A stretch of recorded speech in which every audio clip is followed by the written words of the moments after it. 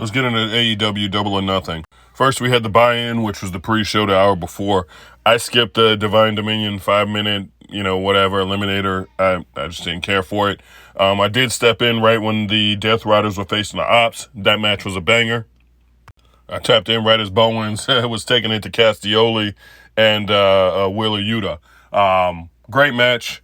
Even though the Ops, really showed off what they could do cohesively with, Hook, Shibata, and, Anthony Bowens, the Death Riders wound up catching the victory in this. Then you had Shane Taylor Promotions versus Boom Boom and the Conglomeration. This match cooked too. It was at one point, Roderick Strong did a high knee on Shane Taylor, and it looked like it connected with his jaw, man. I was like, damn. In the end, Boom Boom and the Conglomeration wound up getting a double pin. One of the guys in Boom Boom fell off the top. Just whatever, so they ran with it and did the double suplex from the top rope and took this home. Shane Taylor guys did the damn thing too, so let's not forget about them. Love seeing Mick, it's been a while. And Renee Paquette hosts this. The standoff with Mick and MJF, and then, him doing that speech to Darby Allin. Mick still got it on the mic. Dope. Let's pop off with FTR, Cage and Cope. Man, this was great. I felt like they weren't going to break up this tag team, and they did not. Even Stokely got his hands in, and then we saw Beth, come out and try and assist the team. I don't know what they were thinking, but they were planning on putting her through a lit up table, a table on fire. And, it wound up being Stokely and Cash taking that fall for that, because I was just like, ain't no way y'all bringing her out here just to do this. With that mishap, then you had Dax in a double, submission. And then Beth brought, Cope the wood with the nails in it to put on Dax's head, and he quit. And now you got your new AEW Tag Team Champions, Cage and Cope. One of my favorite parts is when Cage sat there and they tried to get him to quit. And he says, I banged your mom. Good stuff. Pardon me if I do these a little out of order. I can't remember which order they came, and I'm not going back to my tweets. But anywho, you had Okada versus Takeshita. Long awaited by everyone. So definitely a banger of the match. Don Callis tried to intervene at one point to stop Okada from putting Takeshita through a table. But then Takeshita just decided to totally demolish Okada, did not care. He was not listening to Don Callis at all. Hell, Takeshita even got off a Rainmaker, which was crazy. What was crazier was the ending, Takeshita won. I thought his Don Callis family would be, cool with it. But evidently, they didn't want him to have the title. It's obvious. They were about to jump him, and my boy Kyle comes out. Everybody leaves the ring. It's just Kyle and Takeshita. Proto Keshta, I'm just like, okay, they holding it down. Literally was hugging and everything, and I was like, love wins, whatever. That wasn't me, but that's another guy. But I was literally a tweet away saying, hey, I'm glad Kyle's still loyal. That's my guy. And then he betrays Takeshita. Like, dog, what? So yeah, they still my guys. I don't care which side of the fence they on. Babyface, heel. I still love Kyle. I still love Takeshita. I want to see how this rivalry plays out now.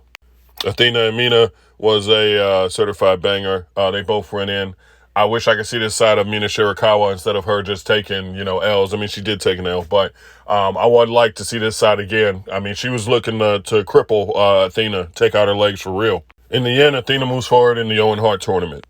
John Moxley and Kyle O'Reilly was a banger match. They pretty much went blow for blow.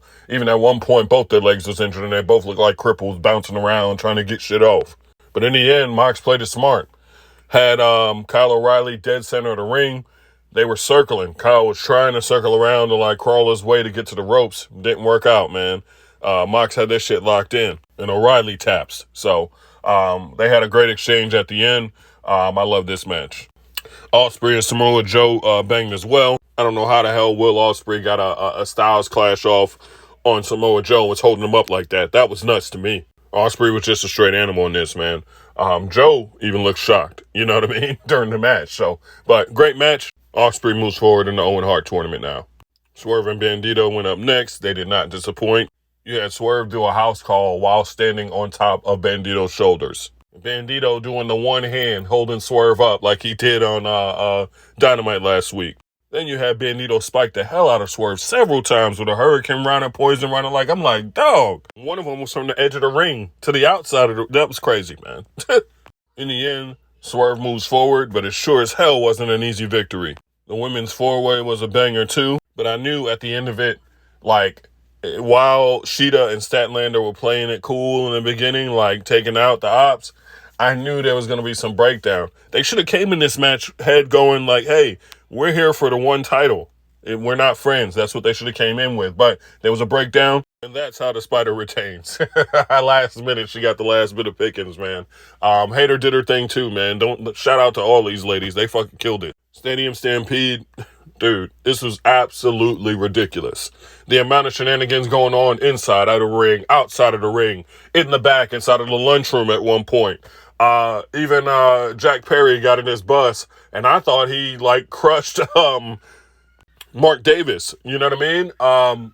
Crazy scene. But then later on, you see Mark Davis struggling getting in the ring with his eyes wrapped around. This was absolutely bananas, man. Shit was going on everywhere. Even Luchasaurus tried to put on a wig and be one of Andrade's women that he takes pictures with. And Andrade was just like, because the girl that lured him in was like, what are you doing? In the end, while Jericho and them were aiming for Ricochet, they tore his ass up, by the way. Khan wound up taking a bullet for the team, man. 7 super kicks to the face, and it was a wrap for him. Jericho, Hurt Syndicate, and the Elite. I really love the entrances to each of these groups, too. It was pretty hardcore. And these guys were fighting in suits the entire time. Insane. Was MJF close to losing his hair? Hell no. I knew daggone well that wasn't going to happen. There were so many points, I want to say, throughout this show to where it felt like they were doing WWE, SmackDown, Know Your Role video game stuff. Darby in this, man, climbed to the top of like the signage or whatever towards the entrance and fell off, busted the back of his head open. Dude, nah. The end result was as I expected. MJF, gets his title back. Darby Allin is going on the injured reserve list for a while.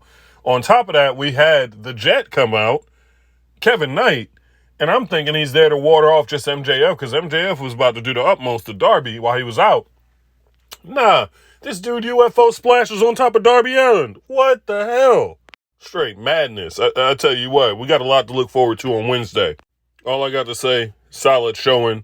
If you did catch it, how you feel about it. If you didn't, go check it out. This is fire. Every match was a banger to me.